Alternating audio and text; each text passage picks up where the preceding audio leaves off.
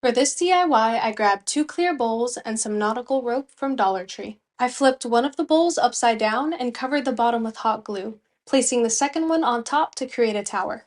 Then, I took my rope and applied some hot glue. Then I went around and covered the entire bottom bowl and about halfway up the second bowl. When I got to the end, I kept some of the excess rope to add this nice detail on the front. Usable with or without that detail, I now have a beautiful designer style candle holder made of Dollar Tree bowls and rope.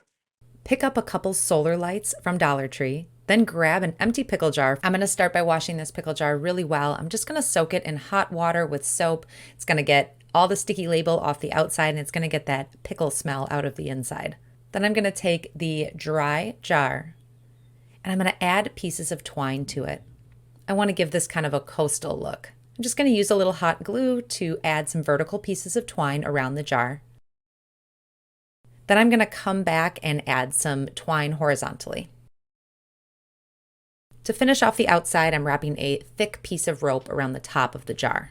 Now I'm going to fill it with some glass beads. Just pull off the stick that goes in the ground and place the light right in the jar. These look great out on my table. They look good during the day too, and at night they give off a beautiful soft glow.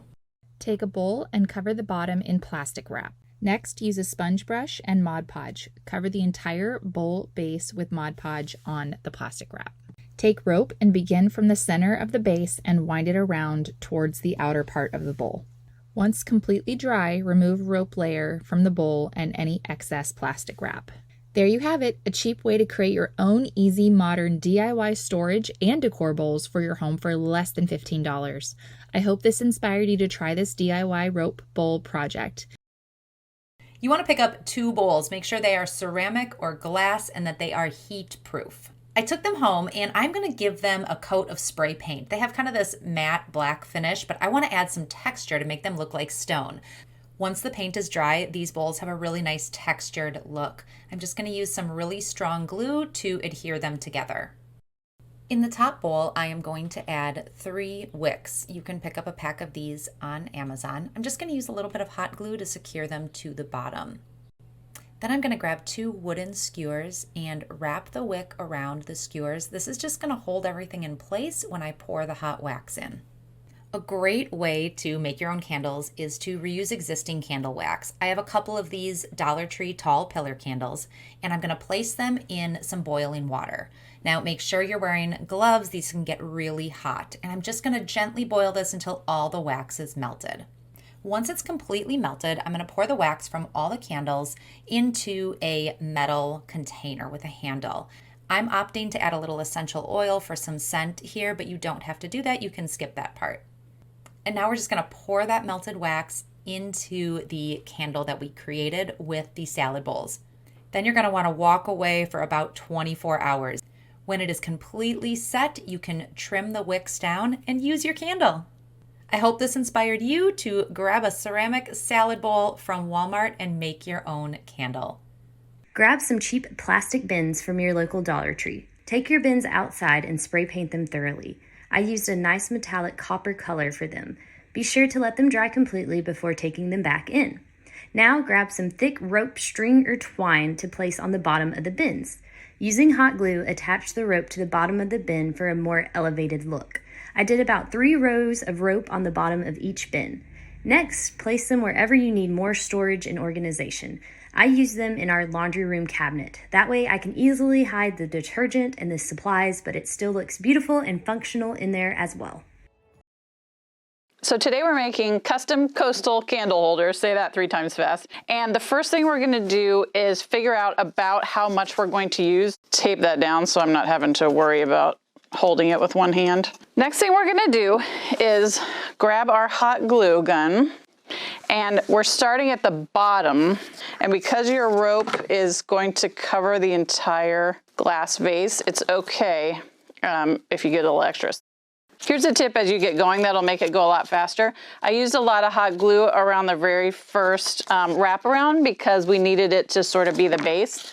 But as you're going around, you don't need to use hot glue all the way around. You can just use it every few inches or so, and that's going to make it go a lot faster. And I add a little bit of glue right at the edge because that also holds your sisal together. Okay, so I'm gonna give it a little bit of a haircut. You can leave this as is, or you could actually distress it with some acrylic paint that you've watered down. So we're gonna do that. I'm gonna take some white multi-surface paint, and then I'm gonna pour a little bit of water in. And you wanna work pretty quickly because it'll soak through to the glass. So now that I've let it dry, I'm gonna add just a little bit more embellishment to it. Again, you could have left this plain, you could just leave it white. I wanna make it a little bit more coastal, so I'm using a faux starfish, and I'm just gonna hot glue that onto the front. But you could add multiple seashells, you could actually glue some to the glass, and then you just give that a few seconds to dry, and we're ready to put it on our mantle. And in just a few minutes, you have custom home decor that would look perfect on your tabletop, perfect on your mantle in your bedroom, and it fits perfectly in your home decor. I found this milk crate a couple weeks ago. To make the outside of the crate look better, I want to cover it with some thick jute twine.